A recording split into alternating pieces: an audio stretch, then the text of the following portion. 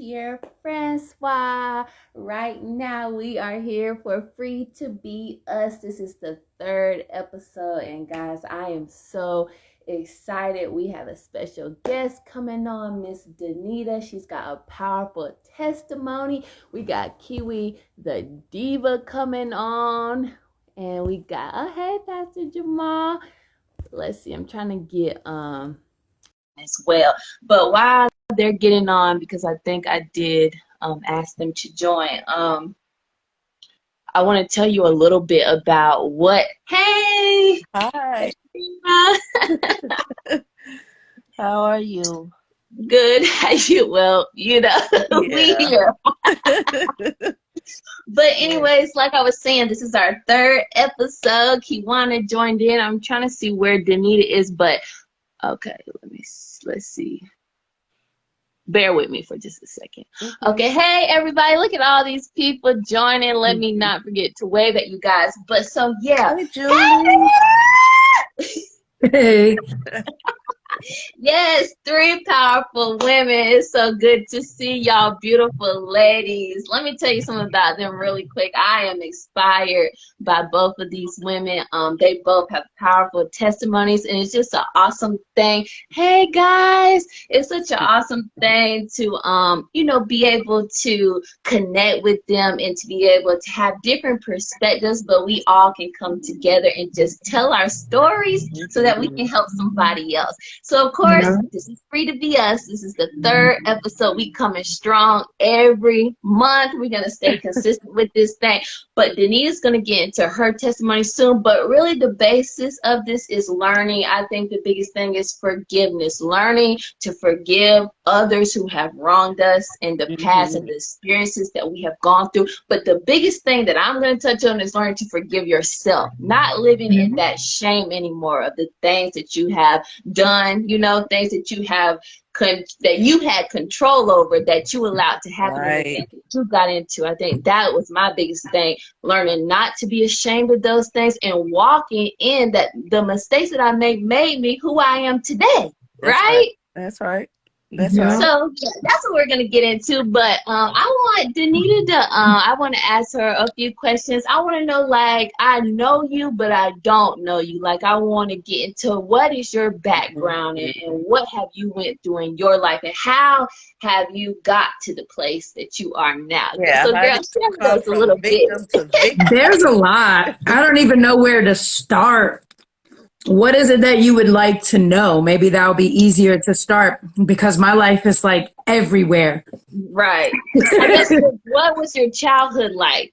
Because I know some, but I don't know a lot. So let's start there, because I think that's the basis of everything, Yeah. Childhood, growing up, I at a young age, from what I can remember, when I turned 5, biological dad got shot in the head due to living in drugs.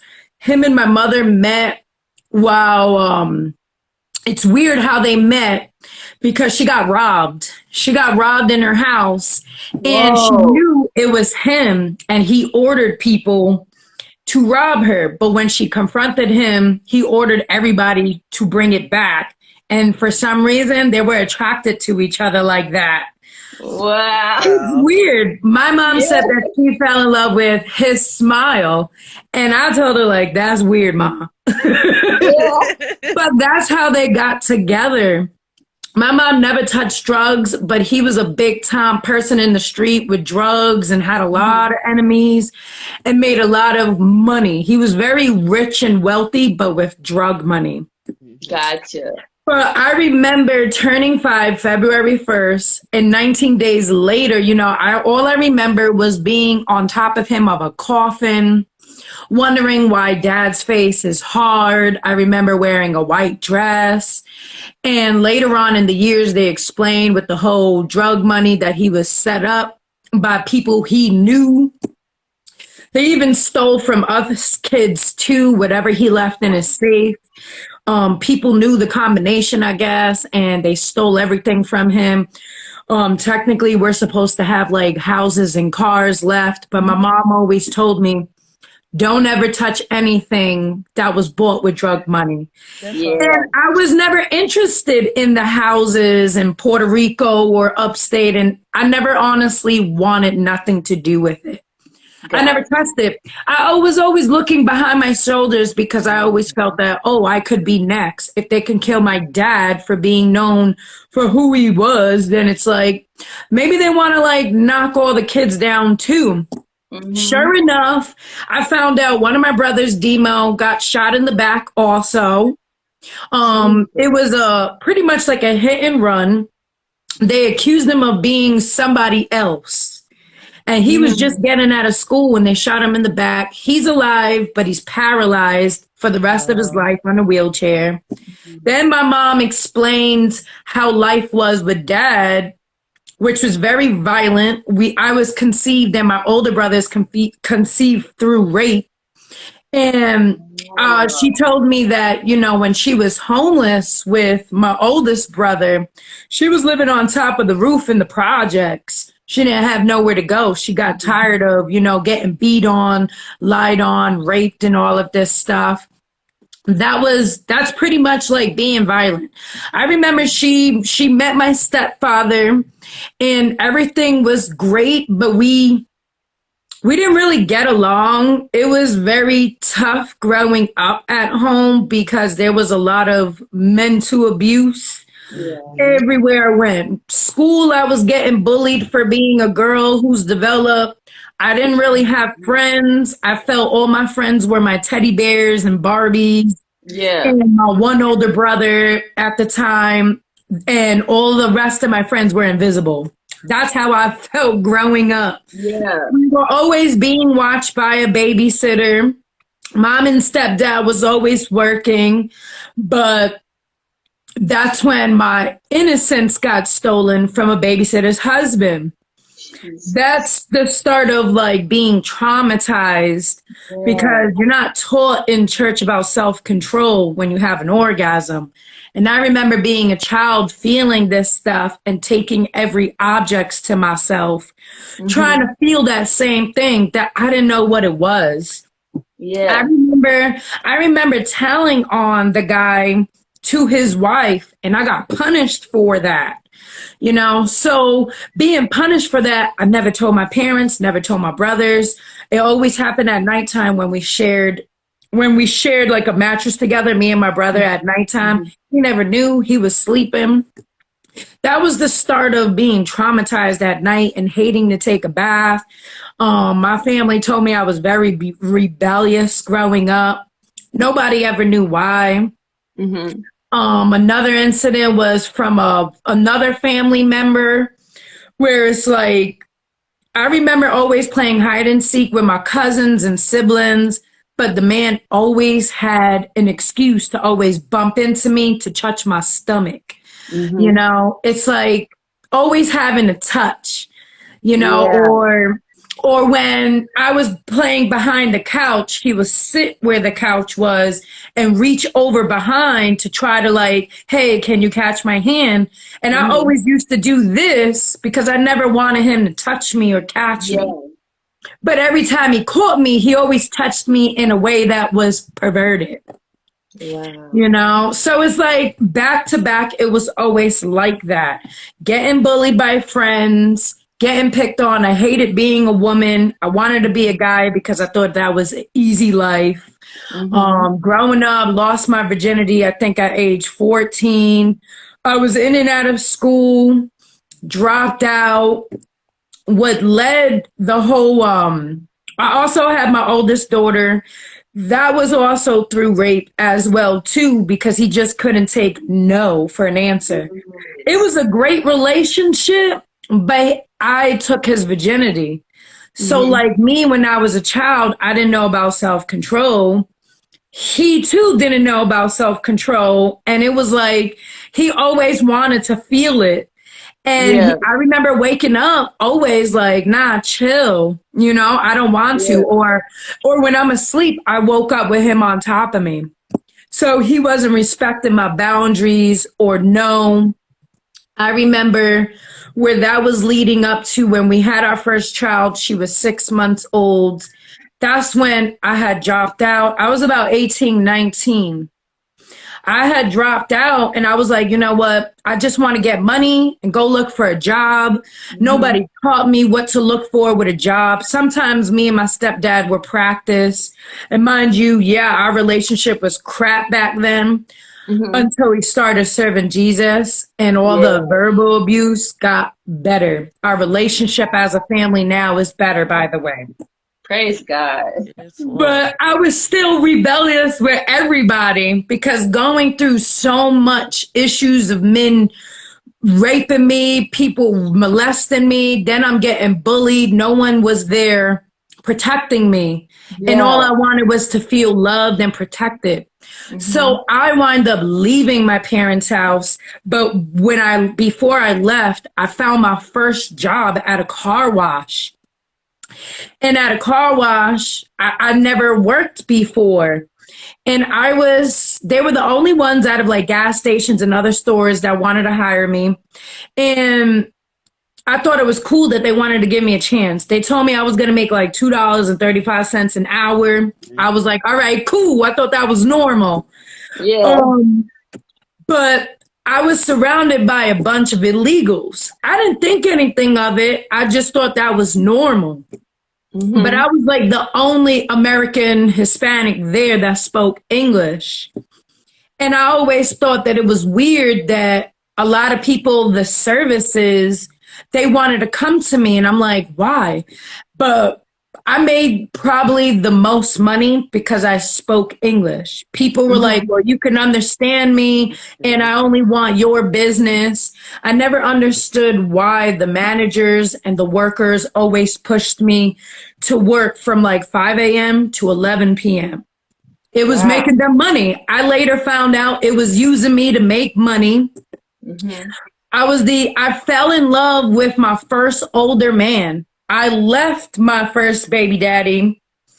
And when I went to work and all of that stuff, an older man was coming to me, one of the managers, and he seemed perfect. He was handsome. He was older. He said all the nice right things. Yeah. We went out. He bought me clothes. I didn't think any of the clothes were like, it was more of like skimpy clothes, high skirts and all that, tight outfits. Yeah. I didn't think anything of it because I was a tomboy and I felt, oh, maybe he wants to show me off. I don't know because I wasn't used to that. Meanwhile, Yeah. I was used to men forcing themselves on me. Mm-hmm. But he would take me out and all of this stuff. I remember we always connected. And then I think a few months after, that was when I wound up leaving my parents' house. I remember telling my mom, like, I don't want to finish school. I found a job and I found somebody. Mm-hmm. My mom was pissed. I bet. But I was so rebellious with the rules, I did not care, Yeah. you know? And then it's like, I moved in with the guy and things were good. But what people didn't know was, and what I didn't know was, I was about 4 months pregnant, not by the older man. Oh. I was 4 months pregnant from the first baby daddy. And I didn't know like I was going to be pregnant when we separated, only just a few months. I didn't realize it until some of the workers and managers was like, you need to be careful what you're eating. You're getting bigger. I thought that was kind of rude. You know, you don't tell that to a female. Why? But this is when I didn't know. I was young. I'm only 20 at the time. And one of the managers always kept telling me, don't eat this, don't eat that. You got to make sure, you know, you look the part. And I didn't understand why. And then another manager was the older manager, because there's 3 managers. The third manager, like the least, was the guy I was into. Then there's the second one. And then there's the top dog. Not the top owner, but the top dog, who's the uncle of the man I was dating. Wow. I never understood why he always had a smile when he saw me and he always tried to push marriage. He always kept telling me and the older man, you should get married. I want this to be my family.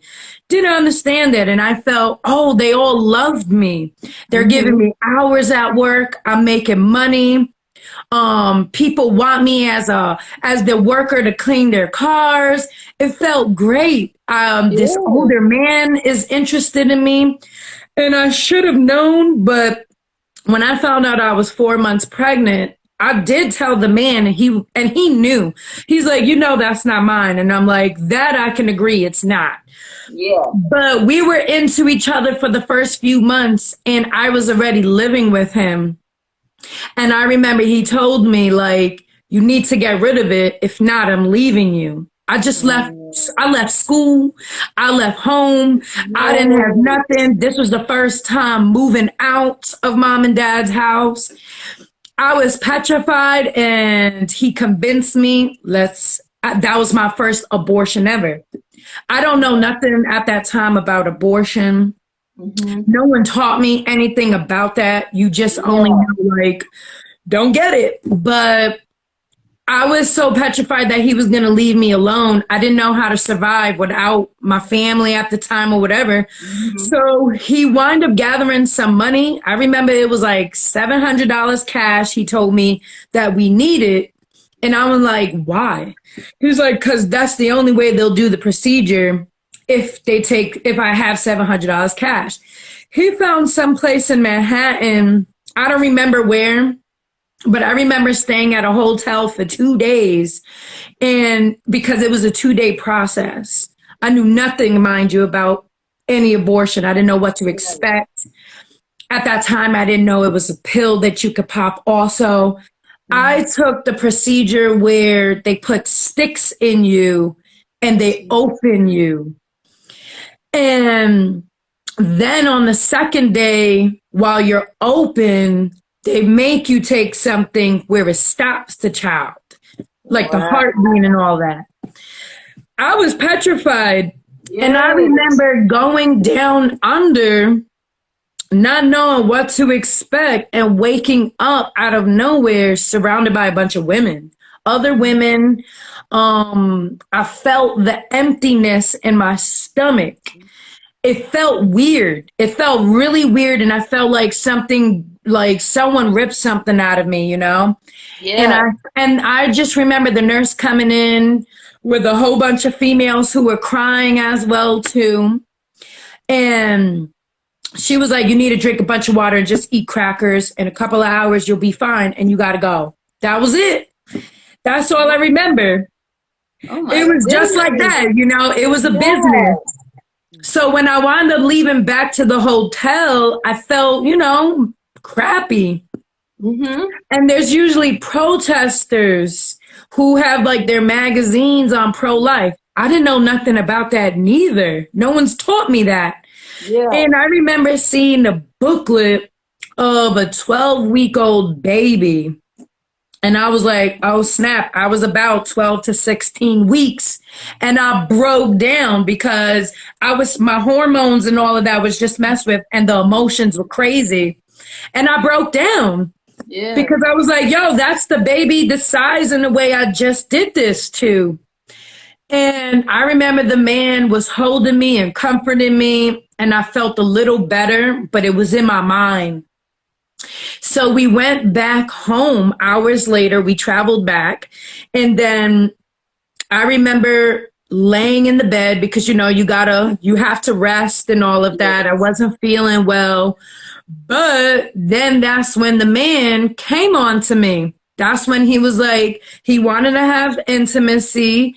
And when he was done with me, his last words he whispered to me was, now I know this will be my child.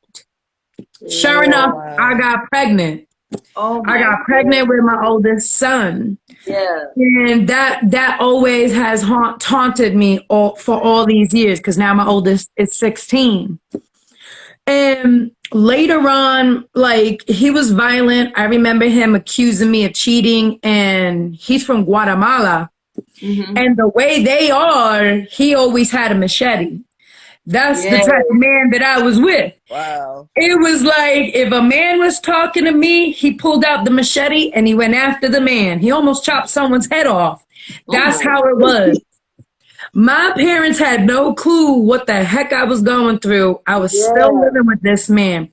But what nobody knew was every time I went back home after working long hours, I was sleeping on a mattress. I had no furniture, no nothing. Everything was dark and just the mattress. That's it. That was bed. We were all surrounded, like everybody had their own rooms, and you know how illegals are. We all up in the room. Mm-hmm. I thought that was normal living. And there was maybe about four other men in the other room, and I remember seeing another woman with her 8-year-old child, the room across me. And I remember the older man always said, "Don't leave the room." And that was it. I never understood why. Yeah. Obviously, one day I left the room. I Mm-hmm. was hungry. I was looking in the kitchen. And the moment I opened the door to look in the kitchen, some other guy from the other room came out and he wound up saying something in Spanish, but I knew it wasn't right. It was like, Mm-hmm. come on, baby, let's go, baby. That's all he Yeah. kept saying. And he wound up pushing me onto the ground of the kitchen, even though I was saying no. And he had his way. And Oh then he my wound up goodness. bouncing. He wound up going right into the room. I ran right into the room. I didn't have anybody. Yeah. And the guy I was with, he was working. He worked over 80 hours a week. He was rarely there. And I remember he came home. He saw me crying, curled up. I told him, thinking if I tell him what happened, he'll protect me. Mm-hmm. No, he didn't protect me at all. I don't know what he confronted the man with. All they did was exchange words, but I don't understand. All I knew was Yeah. I still had to live with that guy. Oh He my didn't goodness. kick him out at all, and I still had to share a house with that man, no matter Yes. what. And all I was told was to stay in the room. That was it. It Yeah. didn't matter if I was hungry, I had to stay in the room. Yeah. And after that incident, I never wanted to leave the room at Of all. course not. Yes. But I Can I remember stop one you of the right? women. I want to stop you right there though, because oh my goodness. I mean, for you to be able to still be here after you went through all of that, and I Mm. know we haven't even scratched the surface. Like I just want to say Yeah, I commend you. Like I know it's thank God, you. but you had to want better as well, and you had to battle, all of that you went through as well. And this Yeah, rape molestation thing, I think the society doesn't take it as serious as it They should be. don't. We have to yeah, talk to our kids and our young boys and girls about these situations. You know what I'm saying? Mm-hmm. About yeah, being molested and being raped. And then when you tell your parents that this has happened, the parents have to stand up, and it shouldn't be Yeah. the kid being punished. It should be that Right. person that yeah, did what they did. You know what I mean? So Mm-hmm. yeah, I'm just saying, like, we have to make sure that we talk to our kids about these things, and then we have to tell our boys, like I'm raising a young man, I'm going to tell him, yeah, you treat women like a gentleman. If they say no, you stop. You don't do this stuff. You have to treat them Okay. like the queens that they are. And I think if the yeah, parents really taught and instilled that in their young men, and not like, oh, you can have any woman you want, and if they say no, you still Right. do it, I think we would live Mm-hmm. in a much better place. We have to yeah, start now with instilling these things in young men and young women as well, but especially the young men, because I mean, these men kept forcing themselves on you over and over and over. And even when you were young, you told your parents, right? You told your parents, and you got punished for it. no, not my parents. The Oh, wife, the the wife babysitter's. of, Yeah, the wife. gotcha, my Yeah, bad. I The was wife, afraid to tell my parents because of I felt course. I was gonna get punished. Yeah, so like, when things like, you don't, I guess as the wife, you couldn't even imagine that your husband would do something like that. But if a kid is telling you that, you really have to take in consideration that, yeah, my husband could be doing this. You know what I'm Right. saying? Because I see Yeah. countless stories of the girlfriend. I mean, you know, the child coming to the parents. You say your parents didn't, but I'm just saying in a scenario coming to the parents, and then the kids are getting, you know, they aren't getting Yeah. believed. They think they're lying, or you know, they're getting punished. And it's like we have to take a stand that if our kids come to us saying somebody touched them, somebody did something to them, it's our duty as parents to make sure that things get handled. You Right. know what I Yeah. mean? Mm-hmm. So Yeah. I just had to cut in because it's like I'm just amazed at you. Like I'm just like, girl, Yeah. but God, you know that you can actually be here today after all Yeah. that you went through. And like I said, I know we haven't scratched the surface, and I'm gonna let you get back into your story. But girl, so much respect for real. And Thank everybody you. on here was like powerful testimony. Thank you for your story. Respect. I mean, you are such a strong woman, and I'm just so grateful that you have the courage to tell your truth. You know what I mean? Because you're Thank just you. saving souls every time you open your mouth. But anyway, you know, anyway, you can go on with your story. Okay, let me remember what's the last thing. Oh yeah, he was a very violent person, and what people didn't know, I was sleeping on mattresses. But after a while, we did move into our own apartment. I'm battling family court because I didn't want my daughter at the time being there. And I remember telling the dad, like, I want you to hold her, give me a month, let me save up. I did, but he never gave her back. And then we were battling for almost a year in family court, and that was hell. I never received justice. I never got my kid back, even though I proved like I had my car, I had a place, and all of that. It was because I was working at a car wash. And at the time, the other guy, my first baby daddy, was working as a nurse. So they were looking at Wow, that. yeah. Even though I was making good money, they still took the fact like car wash nurse. So Mm, going through that battle, and then not really, my parents did not like the older man I was with, second baby daddy. They didn't yeah. like him because there was times he will go to the house with blood on his hands, and me, it was like throwing me back at home, telling my parents, take her back. I don't want nothing to do with this. That's Yeah. how it was dealing with him. It was like once he was done with me, he'll just throw me off. Mm, But being young, you know, now I'm 21 with two kids. I don't have custody of my child. The first one, we have visitation. Now I'm pregnant with my son. So it's like, I want to make it work. We yeah. made it work. We wound up leaving that other house and getting our own apartment alone. I did not want to be with nobody else. Yeah. And honestly, that was tough. When they found out I was like going more further along pregnant, they were like, you can't work for us like this. You're big. You're getting big. It was like no consideration of the child. It was like, you're getting too big. You can't work for us. You know what I'm saying? That's That's great. how it was. And I'm over here insecure, like hating myself even more. Yeah. Because I'm already been beaten, molested, used Yeah. up, abused up. And I'm over here like, nobody wants me. That was very lonely. The guy I was with was like always working. He stopped giving me time. He became more violent with his words. I remember him knocking me in my head because he always kept thinking I was cheating. And it was just terrible. And one day I just wound up leaving. Ooh. Life was not easy after that. It was a battle because now I had my son at 4 years old. Like I was raising him up alone, put him in school. I was living at someone else's home, at a family's house. But this man decided to take me to family court because he saw baby daddy number one won the case.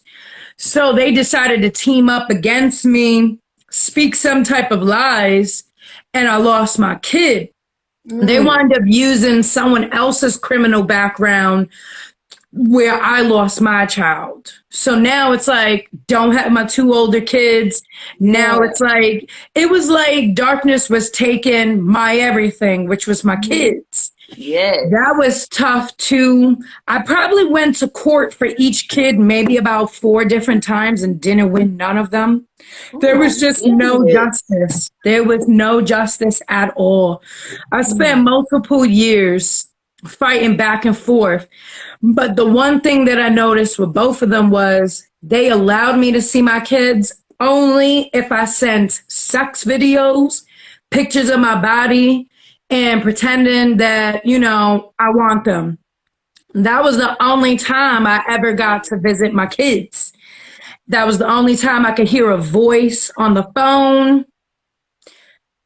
It hurts Yes. Yeah. because my kids had no idea what I had to endure Mm-hmm. just to see them. I don't really have relationships with them because of the lies.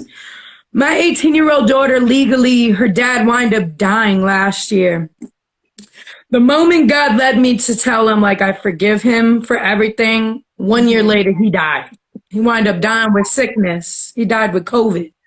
Mm-hmm. So legally, I was supposed to get her. Well, all of the lies and him not allowing me to see her for like, I think 7, 8 years, she didn't want to come with me. She was like, no, I don't want nothing to do with you. Mm-hmm. And it was like, that hurts. I Exactly. lost Yes. that court case this year, in the beginning of the year, where it was like, I'm over here, I got all of my evidence and proof that this man only wants me for sex. My Mm-hmm. ex-husband, mind you, wrote a letter in favor of me, proving why we divorced and all of Yeah. that because of that. I had all of this stuff stacked up in my favor, getting ready like to present my Mm-hmm. case. And like legally, yes, my daughter's finally coming home. And then the judge, for some reason, didn't want to hear nothing from me.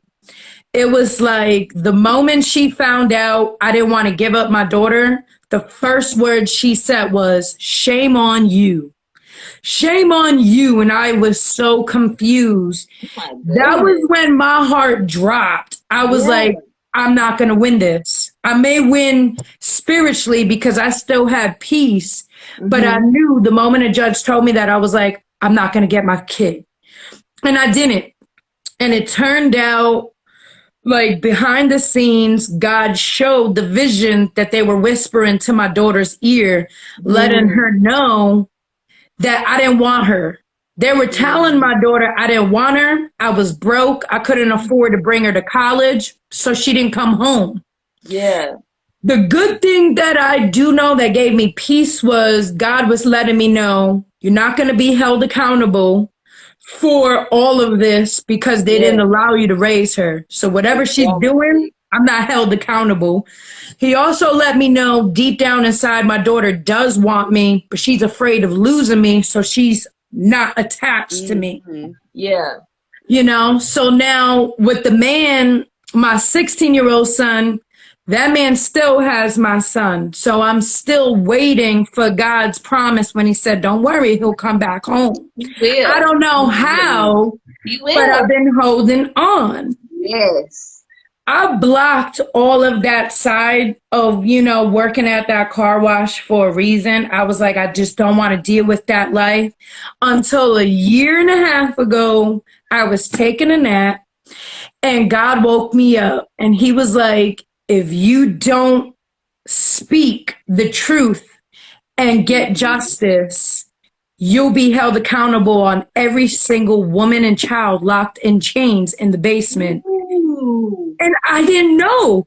That's the crazy part. I didn't know there was other women. I Yeah. had no idea there was other women. My husband had no clue neither. My family didn't even know neither. Nobody knew that I was the only person when I was dating that man for a year and a half. He was showing me where all the fake social was. He was showing me where all of the paperwork was hidden. He was also showing me all of the money. We're talking about thousands of dollars, Mm-hmm. cartel type of money. I Yeah. didn't know that at the time. I was young. And Mm-hmm. nobody raised me to look out for none of that stuff. I never even heard of an illegal alien until maybe not long ago. You know what I Yeah. mean? I never even heard about sex trafficking until like 2 years ago.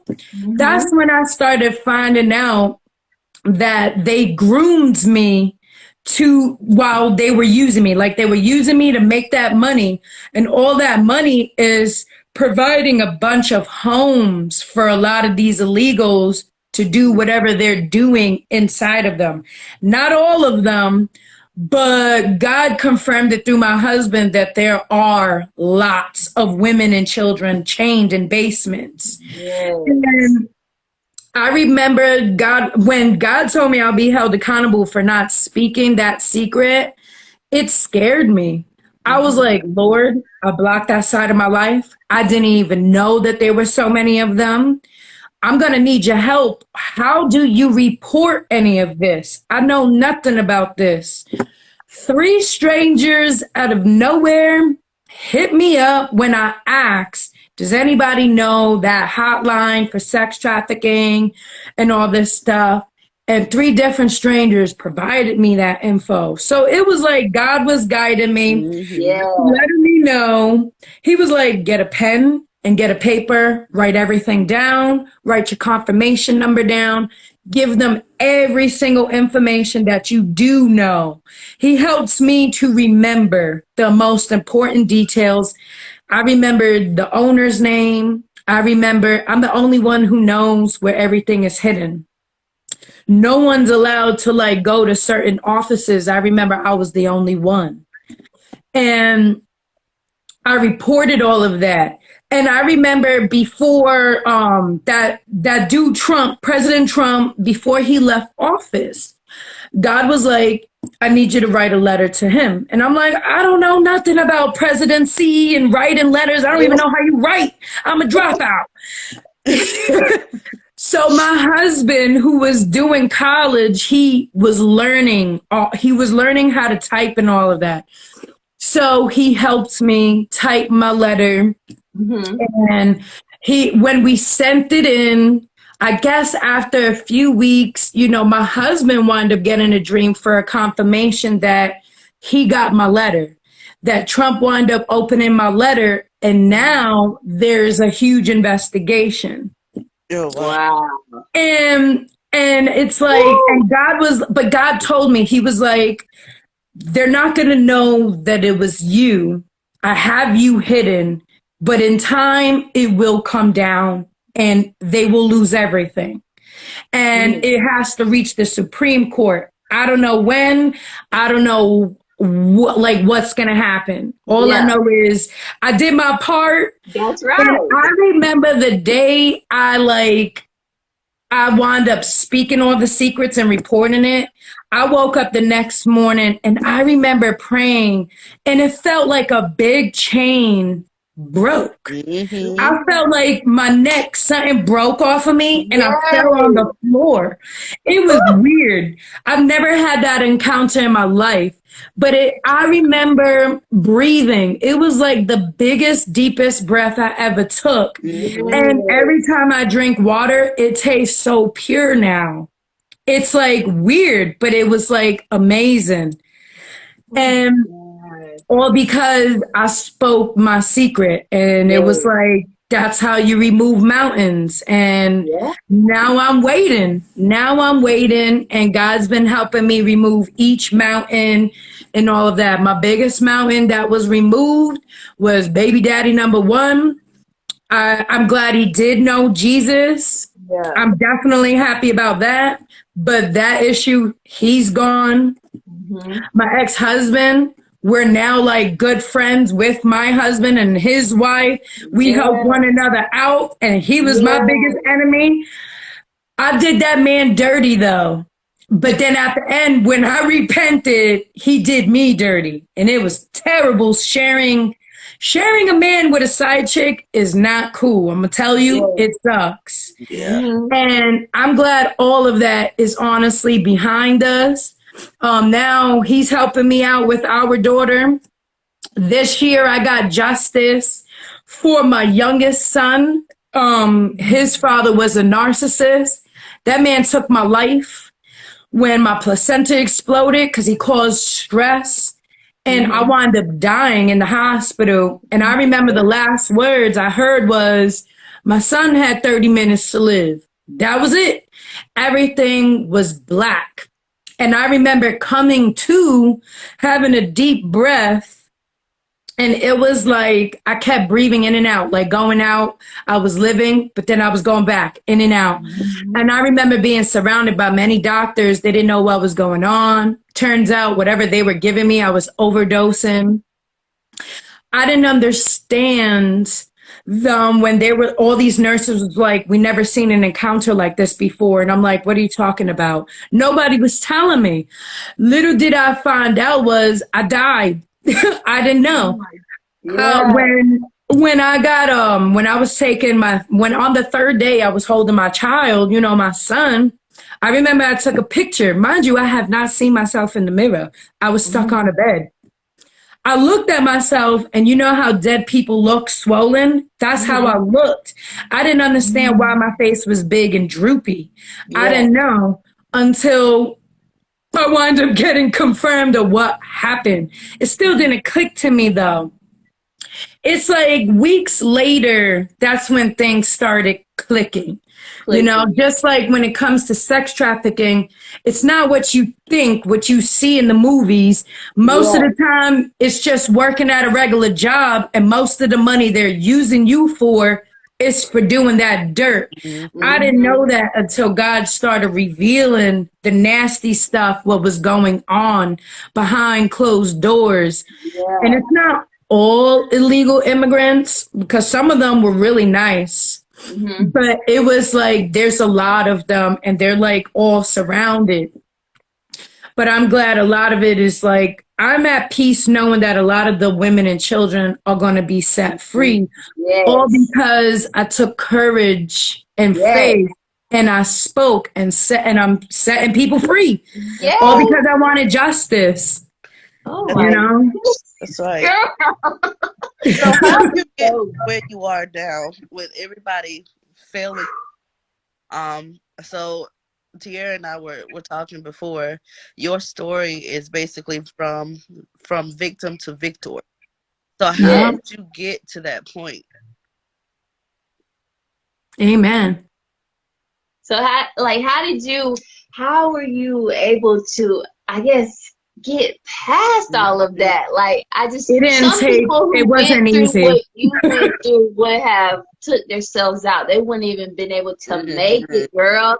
So for you to still be here today and then have the courage, of course, I know it's God, of course, first and foremost, but what did you know what I'm saying? Like, what was that walk getting to be victorious over all of that? Like, that's what I'm trying to figure out. That wasn't easy. That wasn't easy because nobody teaches in churches how to build up your security.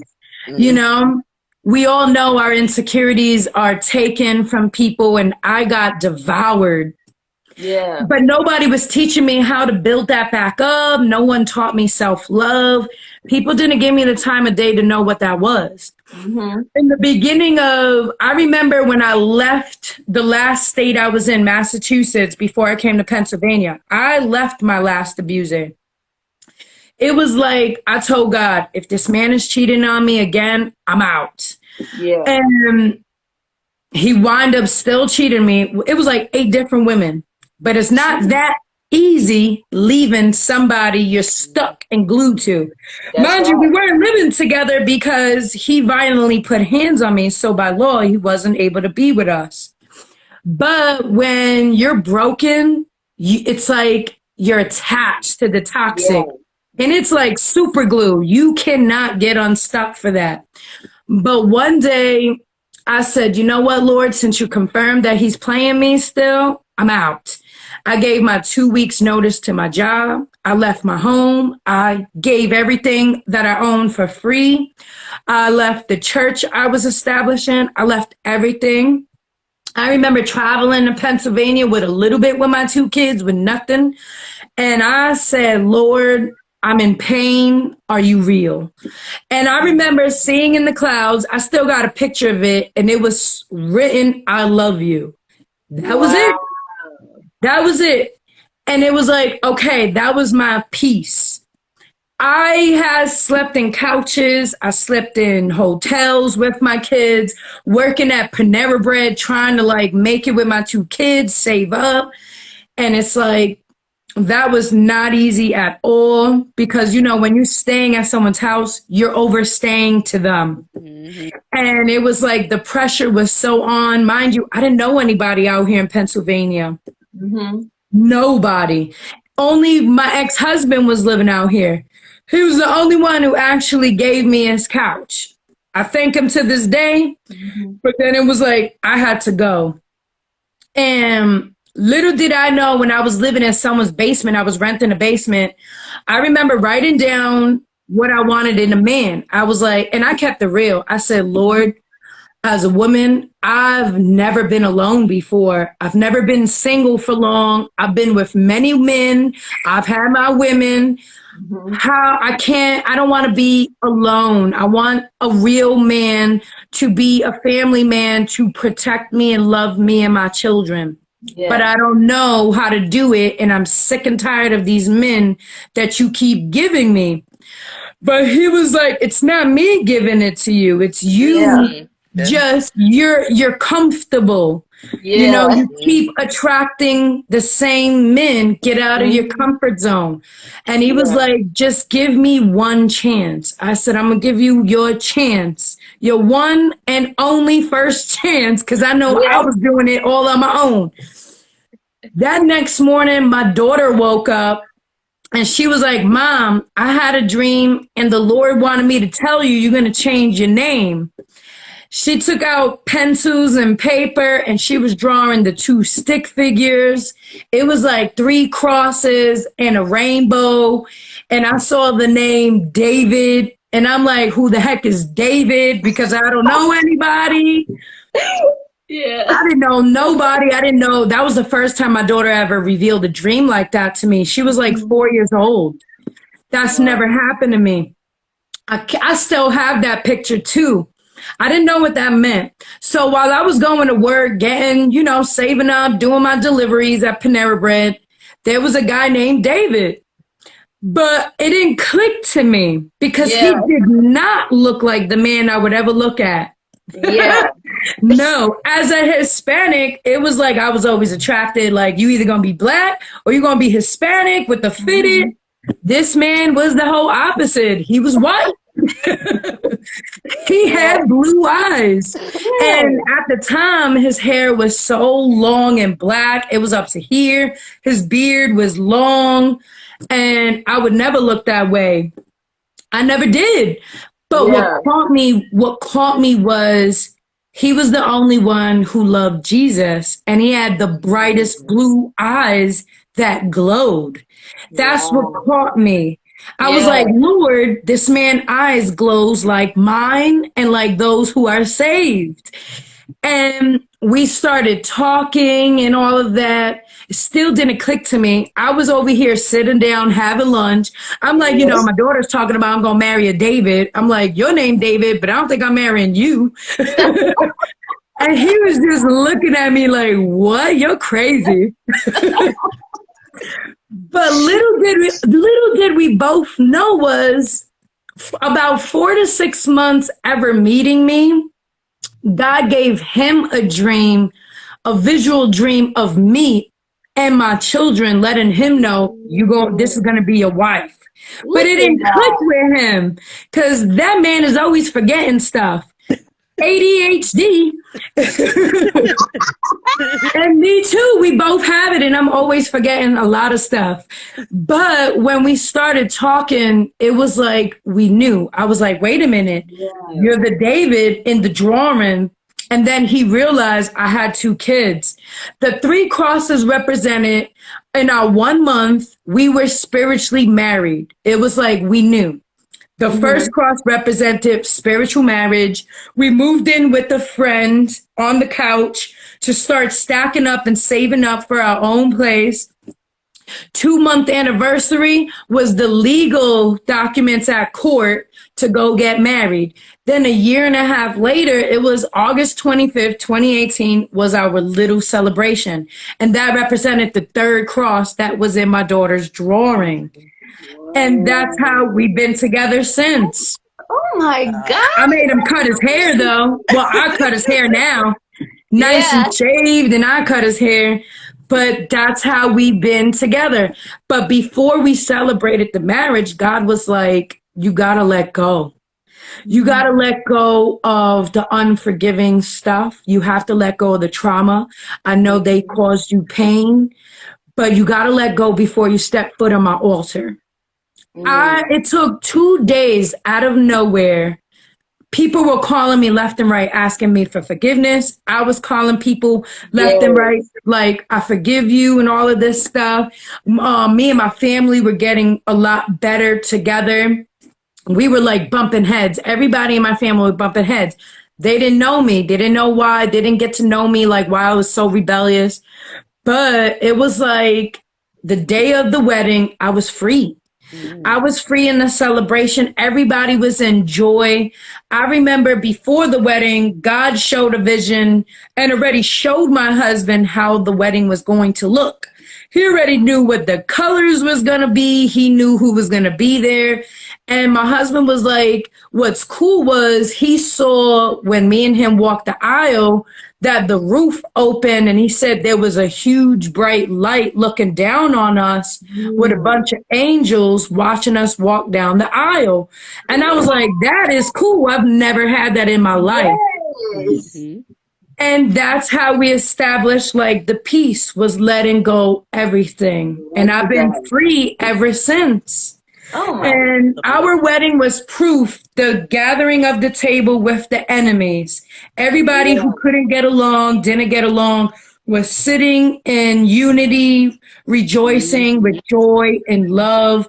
And that was the table, before me with my enemies. I was their enemies, and it's been great ever since. And it's all And I think that's the obedient. major key in all of this. I think it's truly, and it may be cliche, but truly letting go of what people did to you, what you did to people, being able, when you really allow God and Christ into your heart, like, you really want to call people, because I did the same thing. You want to call people and be like, I forgive you, and you forgive them and everything. And even if they never say sorry, that forgiveness is for you, so you can take your power back and be able to walk in your life with that true freedom. So you just really need to let go of all of that stuff. And ever since then, it's not saying you didn't have challenges now, but you have that true peace in yourself, and a lot of joy. Do what God called you to do. So I just think that is so amazing, that you were able to do that. And I think we all can agree, no matter what has happened, if we could truly love ourselves and forgive ourselves for the things that we have allowed ourselves to get into. Because what stuck with me was when you said, you asked God, well, why do you keep sending me these men? And he's like, I'm not sending them. You are attracting them because, you feel that you need these type of men. Yeah. I didn't have self-love.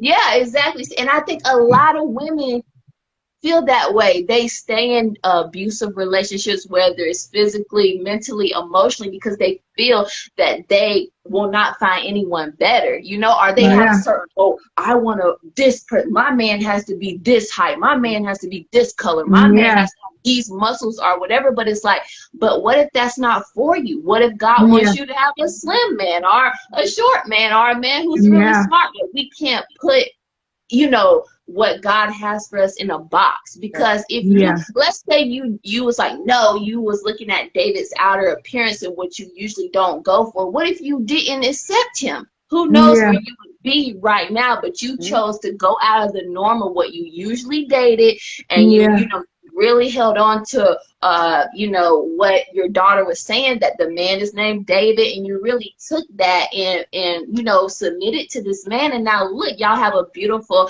marriage, and I can see it through the pictures. I don't know him, but I can tell you really love him, and he really loves you. So that's amazing. And I think as women, we really got to get out of that. We got to love ourselves first and really deal with those past traumas and really be able to forgive others and ourselves, and not settle for men who beat us down.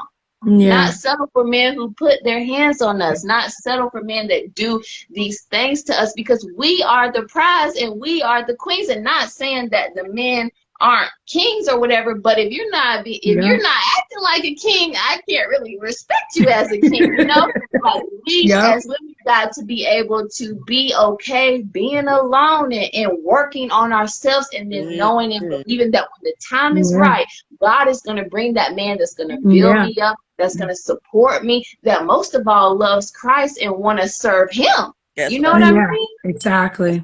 And I think a lot of I tell people God didn't give me him right away until I had self-love. God was teaching me self-love first, and taking care of myself spiritually, physically, and mentally. So it's like that's key. You need self-love.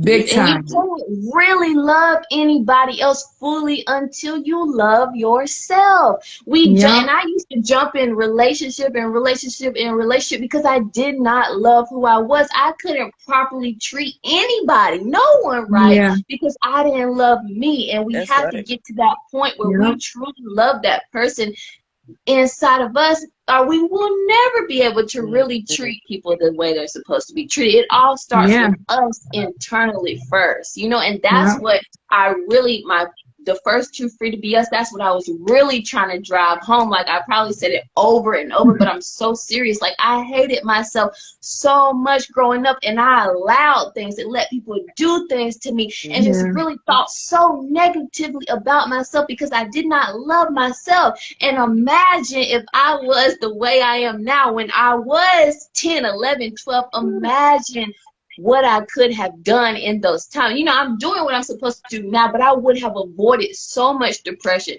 I would have avoided not trying to take myself out. I would have avoided all these low self-esteem and all these addictions that I allowed myself to have if I just loved me, regardless of my flaws, regardless of what I had done, just loving me. I mean, really, that really goes a long way. Self-love is key. It has to start with you loving yourself first. Big time. That's what I teach my kids, because it's like, I knew my parents loved me, but nobody honestly spoke about discernment.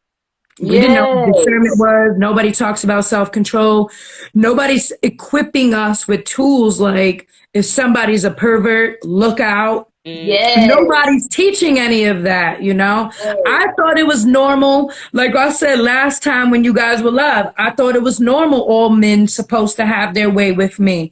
I used to drink my pain away because I wanted to not feel. I wanted to be numbed, you know. But it's like one day it's like I snapped. One day I remember I was like, you know what? I don't want to send no pictures just to see my kids of myself. And I remember the day I said no to them, it was like darkness was like, okay, took my kids. It's been years, but I know in time, God already showed, like, they're going to be home they're going to wind up coming to him first, and then they're going to come home. So I'm just waiting patiently.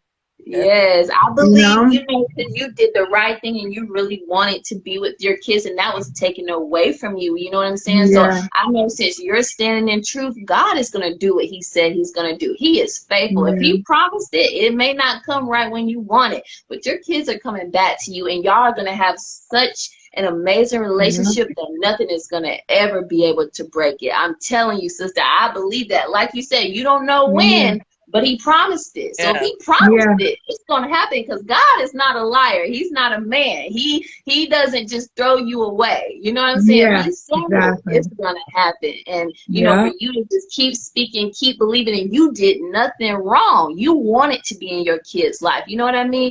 And I think a lot of parents have to look at that. they use the kid against the other, you know what I'm saying, against Yeah.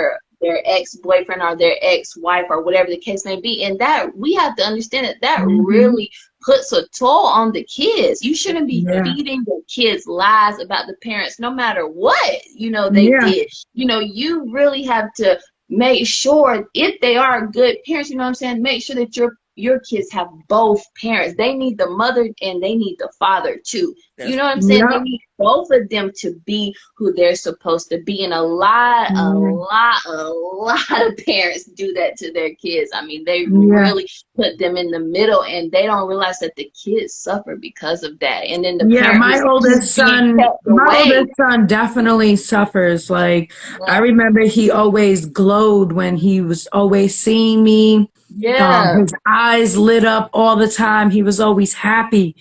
But the Yeah. moment that man stopped allowing him, now when I see my son, when I go to New York and visit, he don't have no life in his eyes. Yeah. Now it's like he suffers with depression and he's always alone. Mm. Nobody's there. He doesn't get along with his stepmother, he says. Um, Dad's always working over 80 hours at work. There's no Yeah. one home. He's usually by himself. And all he has is the video games. And I was hurt when I found out he lost his virginity last year Me too. because he's alone. And I'm like, Yeah. this because there's no guidance. You know Mm-hmm. what I mean? People are so busy. There's Yeah. nobody willing to teach. And I was like, I wanted to teach my son. Every time he did allow me to have my son, I made sure, like, all right, we're gonna learn some scripture, you're gonna learn some Yeah. love, trying to build them up, you know. Yeah. But it was like darkness just wanted to take that from me. And he did for a moment, but it's like at the end of it, I actually feel sorry for the man because that man is about to lose everything he ever built up. Everything is a lie. Everything is illegal. Yeah. And he's about to lose everything. And that's Mm. it, you know?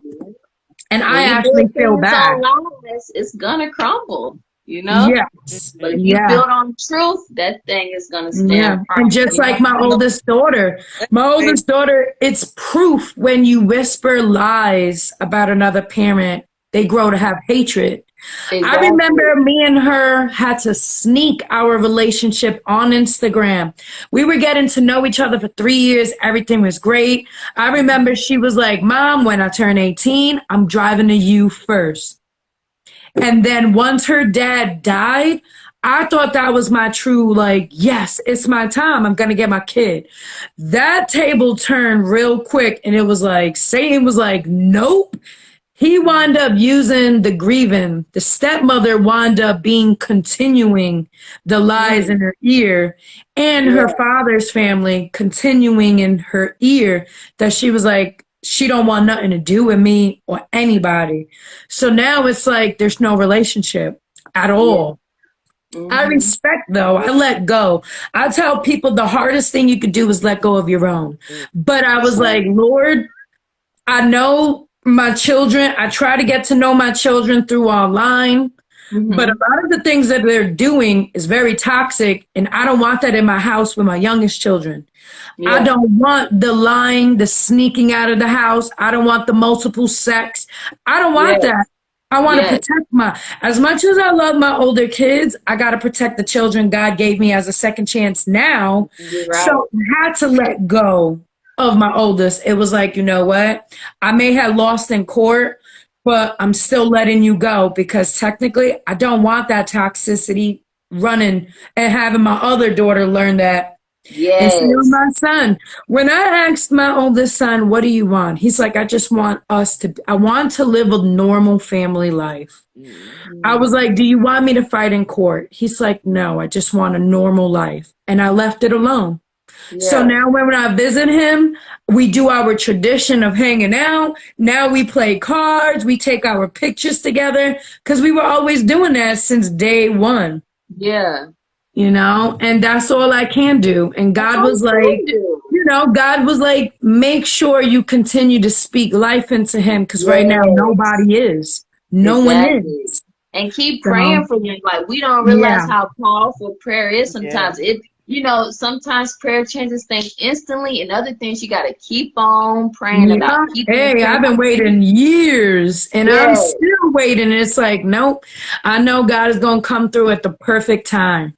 Exactly, exactly. And then it's gonna be like all of this was worth it, even though it was hell, even though, you know, Yeah. I went through complete hell, all of this is gonna be worth it. And like I said before, y'all relationship is gonna be so much stronger. And I Yeah. think these issues that we're talking about, the church really has to speak on these things. We have to Yeah. equip the people to know about all of these things that we're talking about, how to navigate through these Yeah. different things, whether you know it be domestic abuse or molestation or you know all these things, like learning how and learning when to speak up, learning what's right and what's wrong. Like if we keep being silent, our kids are going Yeah. to keep falling into these things. And that's Yeah. why it was so important for Free to Be Us, and it's so important that you're doing what you're doing, because we have to get it out here. We have to show Yeah. them a different way, because we've been through, you know, a lot of different things that we could be able to say this is not the route you want to go on. That's And right. even if you Yeah. do go on that route, at least I told you, at least I Yeah. put it out there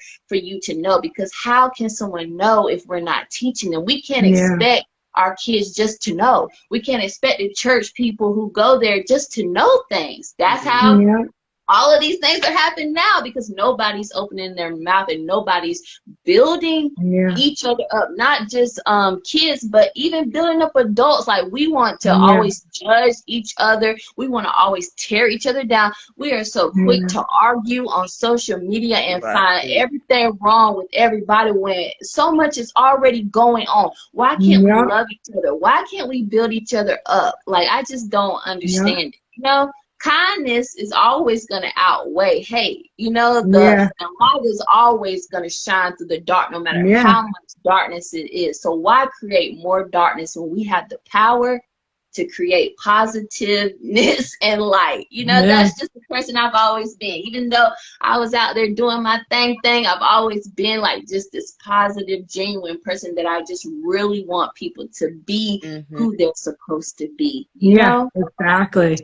That's right. So I'm just so glad, guys, that we are doing this, y'all. It's just so amazing. Like, y'all, this is so great. And you know, I wanted to speak on, like I said, I just want to touch on this really quick. My biggest struggle was forgiving myself. Like, before I give you a backdrop, like, I was a sex addict. You want to talk about all that? I was that. I've been with girls. You know, I've done pretty much every drug you can think of, and I used to think that that's what was gonna fill me, you know. But after the high was over, after the sex was over, after all of these things were over, I still felt empty. I still Yeah. felt low. I still felt depressed and full of anxiety and all these mental issues and just going crazy in myself. And I remember one night, oh my God, I had done so many drugs. I think I was on ecstasy, and I was drunk, and I was high on pills and all of these things. And I was laying on the floor, and it's like,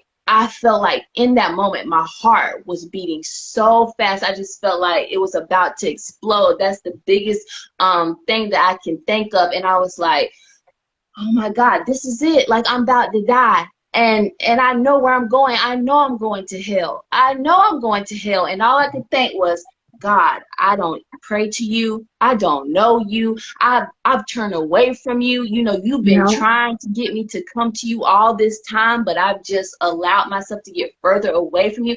And this sounds crazy, but it's the truth. It's like the glory filled the place that I was in that moment when I thought I was going to die. It was like the glory filled that place. And I felt him holding me, and I felt him saying, Tier, it doesn't matter how far you've run. I am here for you. I love you. I have a great plan for you. You've got to stop doing these things that you're doing and come to me, because I will accept you for who you are, and you have a powerful testimony and all this stuff. And then it's like my body hit reset. It's like, oh, okay, like now my heart is not beating as fast as it was, and now I can kind of calm down and everything. And I know people may think that's crazy, but in that moment, I really did feel like I was gonna die. And then God came to me, and it's like, I think a lot of kids, or anybody in particular, they think that they've done so much wrong that God, how could God ever love me because I've done all of these things? And it's like, no, God can use you just the way you are. If you have that will and desire, if you call out to him, I promise you, he is going to meet you and he's going to tell you that none of that stuff that you did matters, because I have, you know, I created you. I knew who you were when you were in your mom's body. Like, I knew who you were. And if you just come to me, I don't even think about that stuff anymore. You keep holding on to it. Like, we keep holding on to our past, but God doesn't see our past. So I always go back to that. It's like I could get down about certain mistakes or bad decisions that I've made in my life, but I go back to that moment that God met me, a drug addict, a sex addict, somebody who hated their self completely, who didn't love who they were, and he met me. So imagine what he'll meet you too, you know? Yeah. It's just like, and in that moment, I'm not saying that I completely turned to God, but in that moment I knew God was real, you know? And so as time got on and I met my husband and everything, and he was a powerful man of God. I mean, from the beginning, you know, I just loved him so much, Pastor Jamal. But anyway, in that moment, when I met him, I knew, okay, now it's really time for me to get my life right. Now I really need to just let all of that go and live, you know, and get off of these drugs and be committed to one man and all of these things. And I'm not saying that it has been easy. I've relapsed a couple of times, but God has been faithful. God has been faithful through it all. And I was able to forgive myself. I was able to forgive my dad, who was in and out of my life. I was just able to forgive all these people, all the bullies that I had and all of these things. I was just able to finally forgive them and forgive myself. And I'm telling you, when God met me that day, it's like I have never been the same. Like, I'm telling you, I've never been the same, because I truly know that he's real, and he showed up time and time again. So if we can forgive ourselves and if we call out to God, I'm telling you, he is going to show up for us every single time, no matter what we've done. Whoever is listening, and you may be struggling with that, it is not too late. You've not done anything so bad that, you know, God can't bring you out of. You could dig yourself into a hole so deep, and I promise you, if you call on him, he's going to pull you out. Hallelujah. Every time. I mean, seriously, guys, this is just so wonderful. Do y'all, I mean, I don't want to keep y'all too long. Do y'all have anything else like on your heart or that you want to say? Does anybody in the chat, you know, need to say anything? I mean, we're open. We want to have these conversations all the time. We are open. You know, I don't want to be the one just keep on talking, because I'll talk now. I love to talk. I'm just in awe of her testimony. I mean, Me too. it's amazing. It's amazing. I probably have more to say next time. I can't really talk right now, but yeah, it's amazing. It's amazing how you allow God to use you continuously, you know, despite what you've gone through, despite, you know, what you're still going through, and just know you're not alone. I also went through family court and lost my daughter. And I fought and fought just the same. Unfortunately, you know, outcomes are different, but just know your children will come back. Amen. Covered in prayer, and just know that God he sees all. It may not be the timing that you think they're going to come back, but they're coming. That's right. And we cover you in prayer too, because you've been through so much, and it's so easy to fall back into what we're used to and what we're accustomed to, and you haven't done that, and that's strength. That's amazing. So yeah, I'm in awe of you. Me too. Thank you. Thank you. And we're gonna have Danida on here a whole lot more. This is just the first time, you know, to get us acquainted and really, you know, hear her story. But she's definitely gonna be on here a lot more, because you definitely are a powerful woman, and that's what I want. I want not just powerful women, but all of us just coming together, speaking our truths, having all of those different perspectives, and being really free to be us. That's what it is. Free to be us. Exactly. You know? Despite it all, we're free to be us. That's right. So, Danida, you got anything else to say? The only thing I can tell people is just forgive. forgive, have Right. self-love, take care of yourself. I have so many people that hit me up like they feel so stuck and separated from God. And I'm like, I can guarantee it's because you're so busy trying to build up a church building that you neglected yourself. Come You know? on. It's like, and I'd be getting so many people, they give me the list of works in church. I'm like, okay, and what about all of the equipment that the Lord gave us in the Bible, you know, to prepare the arrows to come out after us? You got to build your home first before you build outside. Yes. And I Home is the noticed first that's the main ministry. thing. Yeah, I've noticed that that's the main thing, that everyone takes the easy path, which is find any church, go become a member, go build them up. And it's like, but none of the churches are building us up. They're not giving us tools. I've never learned the fruits of the spirit until my walk with God alone. Yeah. No one's ever taught me that, neither. And it's like God always has been teaching me for the last now 6.5 years to build up the home, focus on me, focus on alone time with God, focus on my husband, my kids, build up the ministry, build up our temples. That alone takes up so much time that I'm like, I don't even have time for outside world. You know, I just don't have time to be. Every time people were like, you should be a member at a church. And I remember my mom was like, you got to be a member at a church. I said, you know what, Mom? I'm going to do what you tell me. But God kept shutting the door. He's like, no, no. And people don't see that. People don't want to believe God will shut that door on you. And I never understood, like, aren't we supposed to do this first? Aren't we supposed to be committed to you, Lord, in church and build up and, you know, all the basic common sense things you're supposed to do? He was like, no, my children are perishing because they're not equipped at home. They're not alone with me. That's what God was telling me. They're like, nobody is alone with him building a relationship. Everybody is getting stuck with just jobs. They're working a regular full-time job. They get out of that job. Then they're going to their work full-time job. And there was like no time for marriage, no time for self-love, no time for kids. That's what God was telling me about.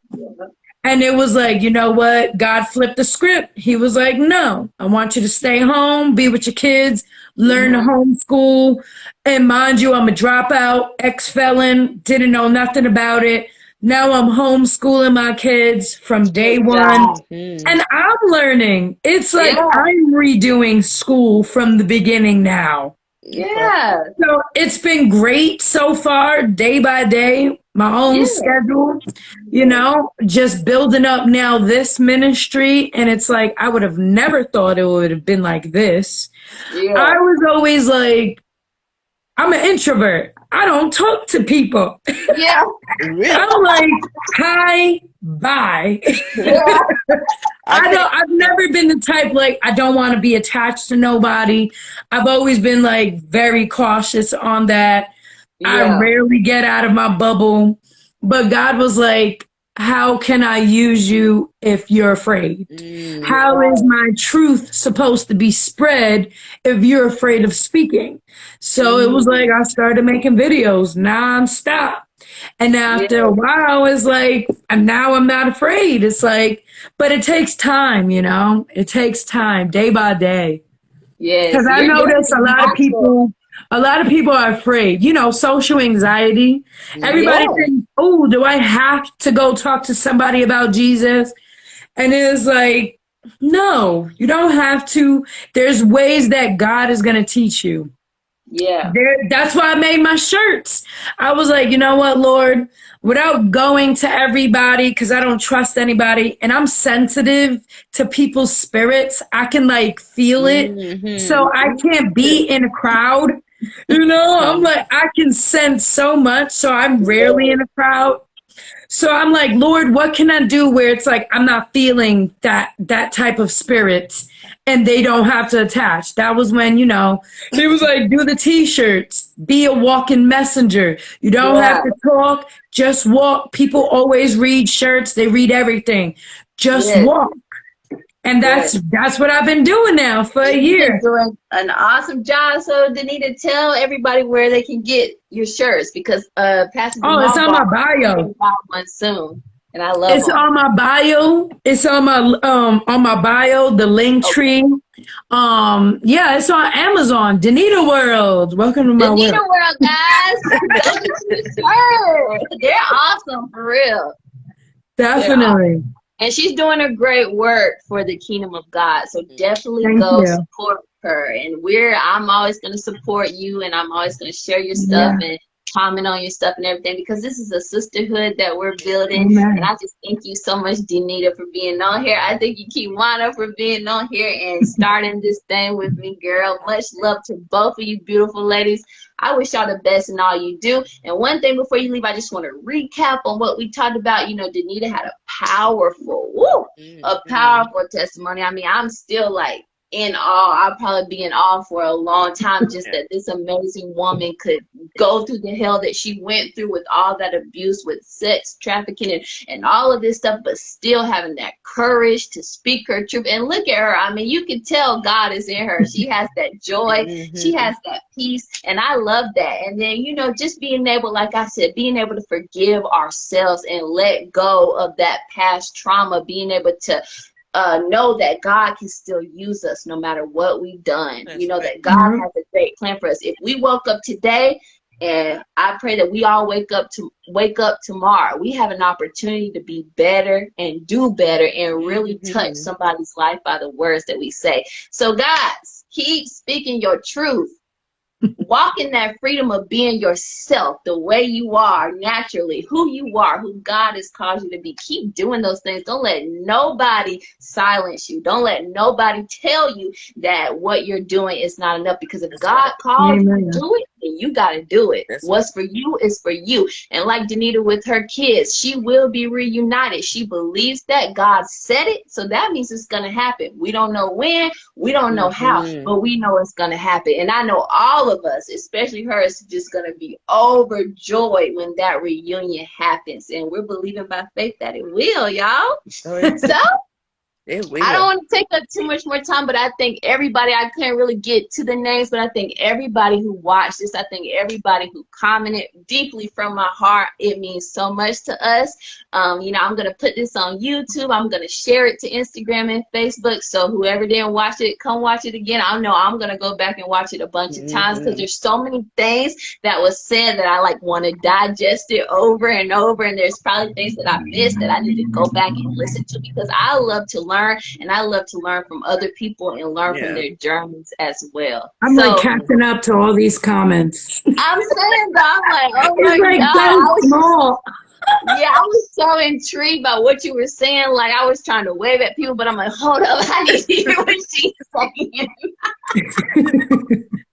But yeah, guys, I'm gonna end it. But again, I love you all. I love you, Danita. I love you, Kiwana. Love you guys too. Love you. Let's keep being free to be us, okay? Another episode is coming, episode 4 next month. So be on the lookout for that. All right. Love you guys. Love you too. Bye.